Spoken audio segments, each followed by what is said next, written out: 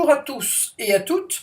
Et aujourd'hui, nous allons donc mettre en pratique, enfin je vais vous montrer comment mettre en pratique le tarot créativité dont je vous ai parlé lors du dernier article qui est paru sur ce blog. Alors, premièrement, vous prenez une feuille. Je vous expliquais dans le tarot précédent, dans l'article précédent, pourquoi c'était important de mettre une feuille, enfin de mettre les cartes sur une feuille. Ça vous permet de les, comment dire, de le voir, de voir comment ça peut s'orienter, parce que vous allez voir que vous pouvez changer. Vous pouvez les changer, les mettre un peu plus près de votre projet, un peu moins près, un peu plus près de vous, enfin, etc., etc. Donc, là, c'est le projet d'une cliente qui m'a donné donc l'autorisation de le faire en direct. Donc, je le fais pour elle. Son projet, c'est passer à 50%, passer en part-time à 50% et se lancer dans sa nouvelle profession qui est de psychothérapie. Donc, le projet est...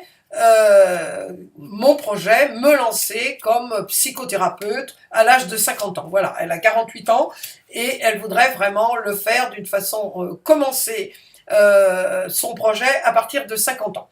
Donc, je prends le tarot, j'ai pris 2 tarots, donc le tarot psychologique.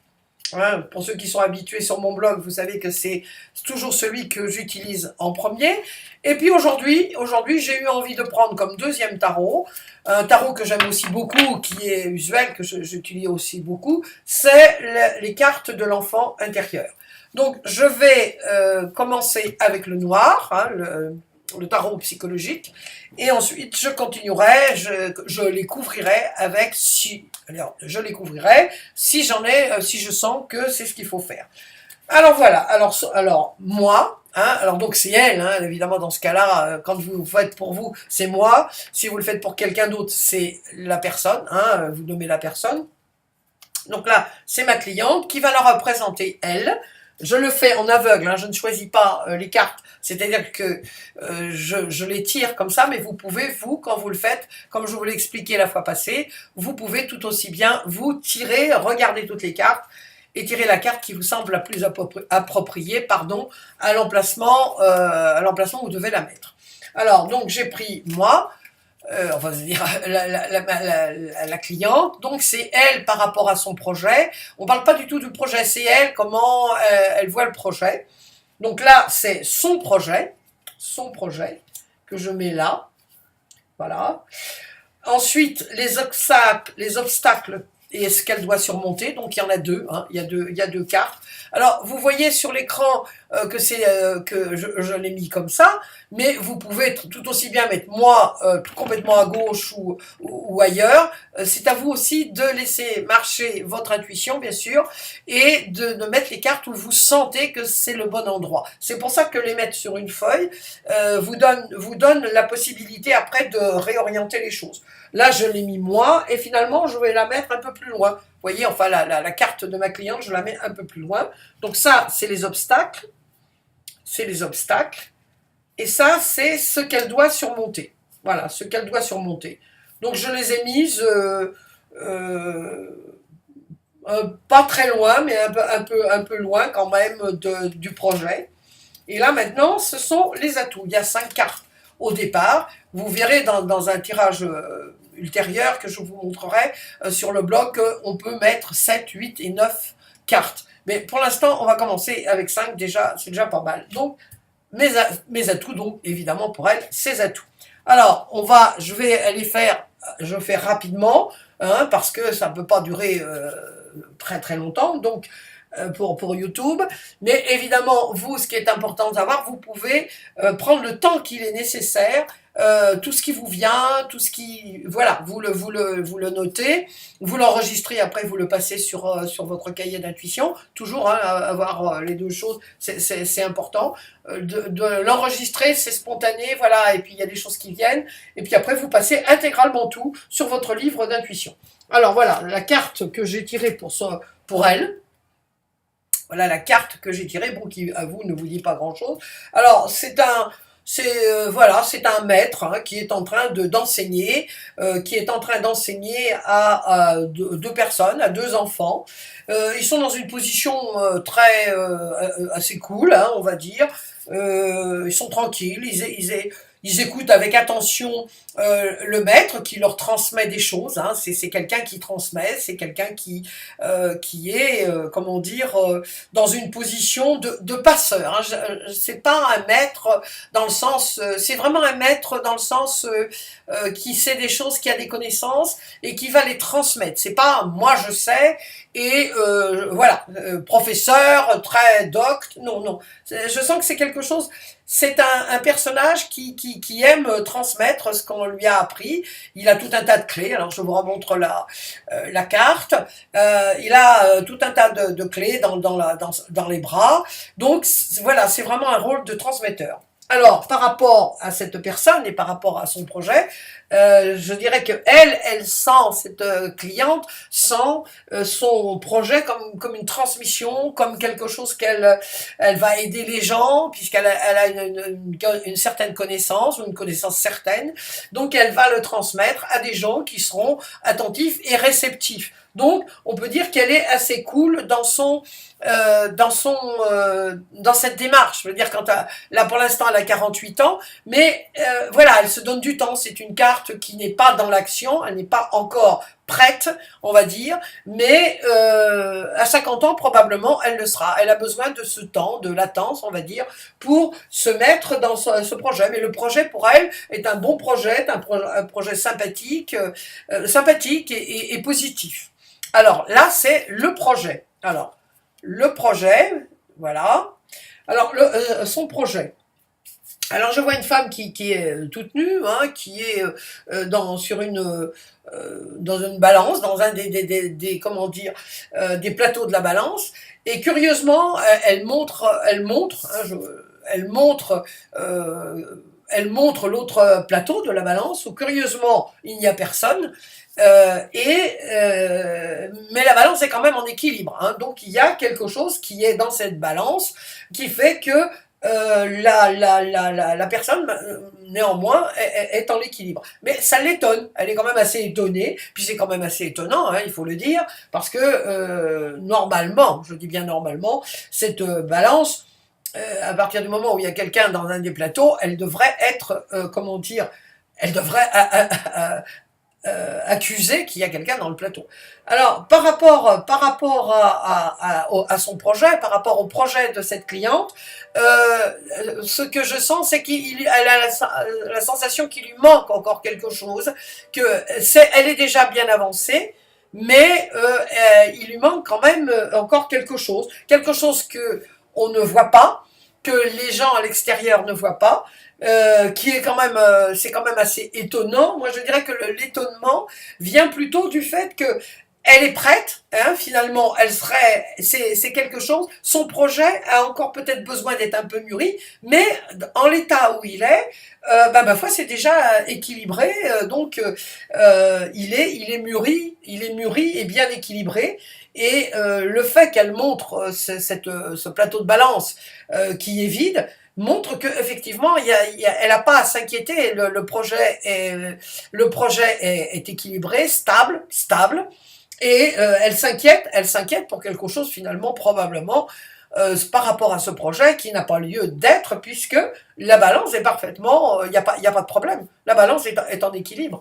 Donc le projet est stable, elle n'a pas, je dirais qu'elle n'a pas à s'inquiéter, même si elle ne se rend pas compte, si elle ne voit pas concrètement, ou elle ne voit pas concrètement, peut-être parce qu'elle n'a pas de clients, hein, c'est peut-être ça, elle n'a pas pris de clients, mais elle est prête, c'est bon, voilà. Alors on va commencer maintenant les obstacles. Alors voilà l'obstacle. Alors l'obstacle, alors je vois une femme qui montre patte blanche, hein, elle est enfermée, il y a deux soldats qui l'empêchent, je vous la remonte, il y a deux soldats qui la bloquent, elle est bloquée à l'avant et à l'arrière, donc elle peut pas passer, mais elle montre patte blanche. Elle est, enfin, quand on dit patte blanche, c'est une expression, bien sûr, et même si elle est complètement enfermée, là, on sent que elle a pas l'air complètement catastrophée. Elle doit avoir comment dire, elle doit avoir un atout dans sa manche, on peut dire, qui fait que elle est convaincue qu'elle va passer. Alors évidemment, c'est là l'obstacle, c'est quelque chose qui empêche ma cliente d'avancer, hein, mais elle regarde vers l'avant, hein, elle regarde vers l'avant, elle n'a pas l'air du tout, comment dire, stressée. Cependant, c'est quand même bloqué. Alors moi, je sentirais intuitivement que par rapport à ça, c'est que ça recoupe un peu les deux cartes précédentes, c'est qu'elle n'est peut-être probablement pas prête, elle, dans sa tête. Alors, elle est encore enfermée dans des schémas. Hein, et là, on sent, vous voyez, je vous remontre cette carte-là. Là, enfin, quant à moi, elle se fait des idées quant à ses, comment dire, quant à ses obstacles. Hein. Finalement, ça doit être des obstacles qui sont dans sa tête. Elle se crée des obstacles. De toute façon, c'est toujours pareil. Hein. Si on n'avait pas notre mental diablotin pour nous dire, ah ben tu n'y arriveras pas, mais attention, tu vas pas avoir de clients, dans ce cas-là, etc., etc., ça irait comme sur des roulettes. Donc, elle est, pour l'instant, elle n'avance pas, elle recule pas. Mais elle a des atouts, elle sait qu'elle a des atouts dans sa manche, et elle va le faire. Mais pour l'instant, effectivement, c'est bloqué. Hein. Mais ce que je dis, c'est, elle a vraiment, c'est dans sa tête. Moi, je sens vraiment que c'est dans sa tête. Alors là, c'est ce qu'elle a à surmonter. Alors, ce qu'elle a à surmonter, c'est bon, d'abord, je vais dire ce que je vois. Alors là, c'est un guerrier. Il est vraiment, il a l'arme au poing. Ça doit être un 1. Vous savez, comme Attila. Hein, Attila, il a je ne sais combien de têtes de mort accrochées, enfin oui, de têtes de mort accrochées à son cheval. Bon, il a bien. Il a bien guerroyé, donc il est là, il est encore prêt à guerroyer. Oui, voilà, c'est un H-U-N, un H-U-N. Donc l'obstacle qu'elle a à surmonter précisément, c'est de se faire violence, hein, parce que c'est violent, hein, c'était pas détendre. Hein. Donc moi, ce que je sens, c'est l'obstacle à surmonter, c'est qu'elle doit se faire violence, elle doit faire abstraction du passé, toutes ces têtes de mort. C'est bon, c'est bien sûr, c'est lié au passé. Moi, je sens plutôt que ces têtes de mort, voyez-vous, ça serait des comment dire, des obstacles, ou des choses qu'elle a connues qui sont pas encore surmontées. Ce qu'elle a à surmonter, c'est précisément l'action. Hein. Il est en plein dans l'action, hein, le gars. Alors autant cette carte-là est d'inaction parce qu'elle est bloquée, autant cette carte-là que je vous remontre, c'est là c'est dans l'action. Lui, il part à fond les manettes. Donc, l'obstacle qu'elle a à surmonter, c'est de se lancer à la guerre, et puis de faire abstraction aussi de son passé, de ses doutes qui viennent du passé, bien sûr, toutes ces têtes de mort là, de se lancer, et puis là le guerrier, lui, on voit que il n'hésite pas, hein, il est parti en avant-totor, hein, comme on dit. C'est ça qu'elle a à surmonter, c'est sortir de ces obstacles là qui sont là où elle est enfermée, où les deux soldats la retiennent prisonnière, ils la laissent pas passer, et puis se lancer. Allez hop, on y va. Alors les atouts. Alors, quand alors là, c'est pour les gens qui connaissent, évidemment, c'est la 13. Hein, bon, même si je ne fais pas du tarot Marseille, on sait que c'est alors la mort. La mort, c'est une transformation. Les atouts, moi, j'entends, c'est la transformation, c'est le papillon. Il y a du blé, hein. Alors même dans un français un peu pas très correct, on peut dire, le blé, se faire du blé, c'est de gagner de l'argent. Donc, effectivement, si elle doit passer en part-time, il va y avoir une coupure très nette de salaire, mais on voit que ses atouts, c'est qu'elle va pouvoir se faire du blé, se faire de l'argent, transformer une situation qui au départ n'était peut-être pas par rapport à toutes les cartes là qu'on a vues qui ne nous paraissaient peut-être pas très très favorables, elle a tout à fait la capacité de se lancer et de faire table rase, justement. Vous voyez, c'est extraordinaire, le tarot. Là, il y avait des têtes de mort, et moi je sentais que c'était lié à son passé. Bon, de toute façon, toutes les croyances qu'on a nous viennent de notre passé. Donc là, eh ben, elle a parfaitement compris la leçon, et ses atouts précisément, c'est qu'elle peut surmonter tout ça. Elle peut surmonter tout ça et puis changer complètement, et c'est une carte extrêmement positive. Alors vous allez me dire comment peut une carte aussi brutale que la mort peut être positive. Si elle est dans une position positive, elle est toujours positive. Alors qu'est-ce qui peut être positif dans une carte qui représente la mort, qui n'est pas rarement, qui est une mort physique, je répète, enfin je dis plutôt, c'est une carte de transformation. On fait table rase de ce qu'il y a et on se transforme. Voilà, c'est une nouvelle vie. On pourrait dire que effectivement les augures pour ma cliente sont vraiment extrêmement positives. Alors, je vais mettre une carte sur sur les trois dernières. Sur les trois dernières, pour vous montrer qu'on peut recouvrir avec un autre jeu. Alors, j'ai mis une carte sur le projet. Alors, voilà, la carte de l'enfant, c'est une carte de l'enfant intérieur sur son projet. Alors là, c'est une petite fille qui est en train de pêcher, et il y a un animal, c'est un raton laveur qui est à côté, et puis elle est très sereine, on la voit, elle est vraiment pêcher. Bon, la pêche n'est pas un sport, si tant est que vous considérez ça comme un sport. Enfin, moi je considère que c'est un sport. C'est un sport donc ou du moins c'est un hobby de patience. On attend, on n'est pas, ça nous permet de réfléchir, de méditer, de penser positivement, de penser aux choses comme elle est dans son projet. Donc c'est tout à fait positif.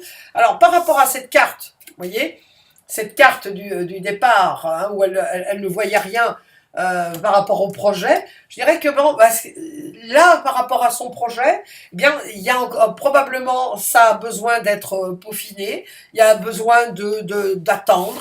Bon, elle a dit que ça commençait de toute façon à 50 ans, elle en a 48, donc c'est bien. Elle a intuitivement bien calculé son coût, si je puis dire.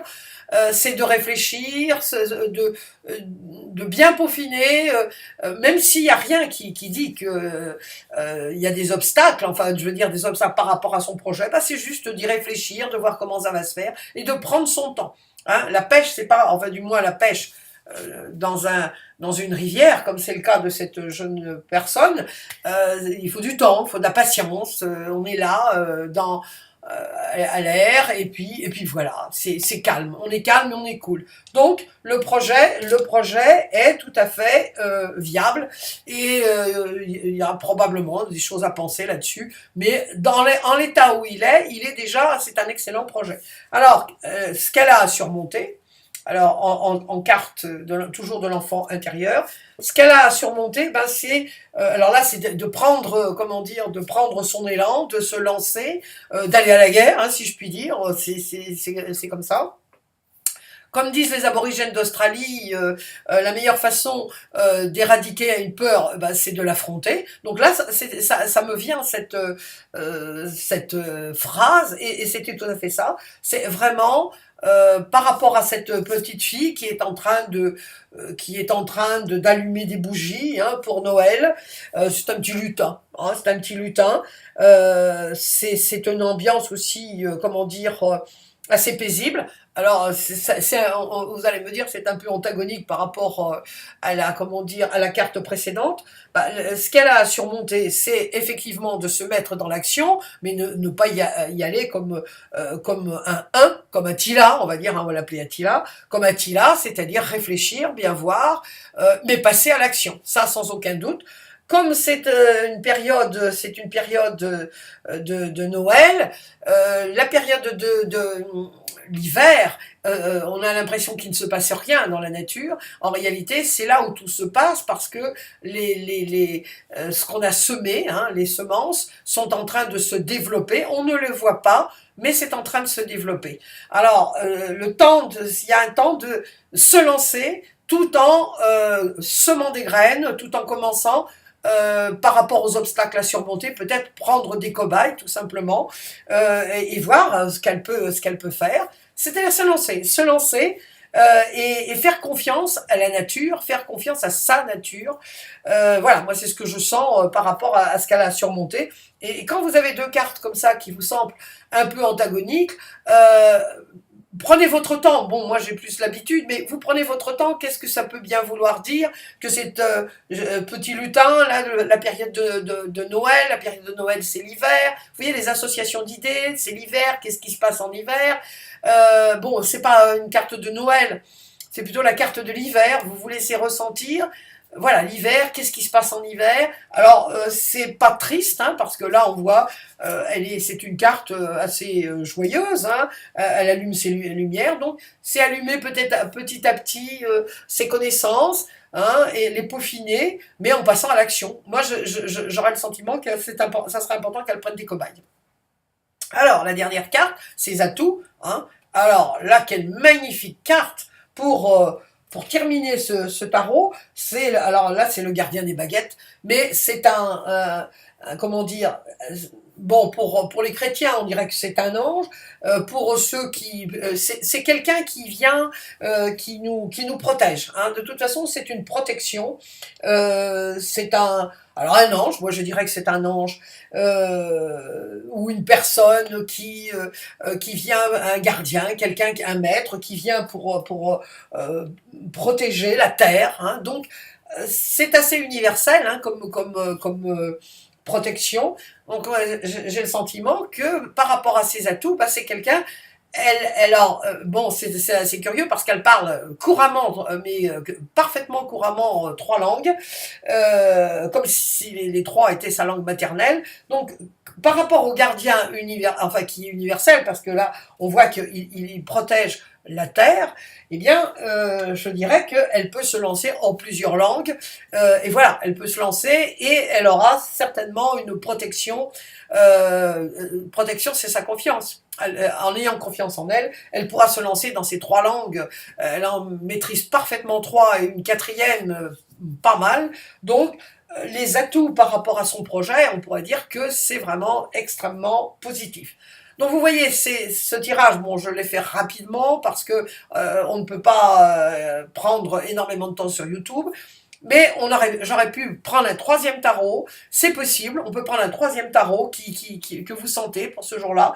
Et puis, les choses qui sont un peu plus difficiles pour vous, question compréhension, eh bien, vous recouvrez chaque lame que vous avez mise en premier. Enfin, vous faites comme vous le sentez, hein, vous savez que moi, je n'impose jamais rien. Moi, ce que j'aime bien faire, c'est je prends un premier tarot pour les 5 premières cartes, après je le recouvre avec d'autres, mais le premier tarot, toutes les cartes sont identiques, enfin sont du même tarot, je veux dire.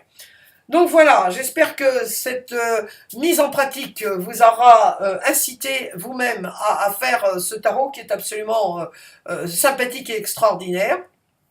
Et comme je vous dis, vous pouvez tirer d'autres lames. Et puis, ma foi, je vous dis, bah écoutez, n'hésitez pas à me laisser juste après dans l'article des commentaires. Si vous avez des doutes, n'hésitez pas. Hein, l'important, je pourrais même faire une vidéo rien qu'avec les doutes, parce que pour moi, évidemment, c'est évident parce que j'ai fait tellement déjà de tirages, mais vous pouvez avoir des doutes.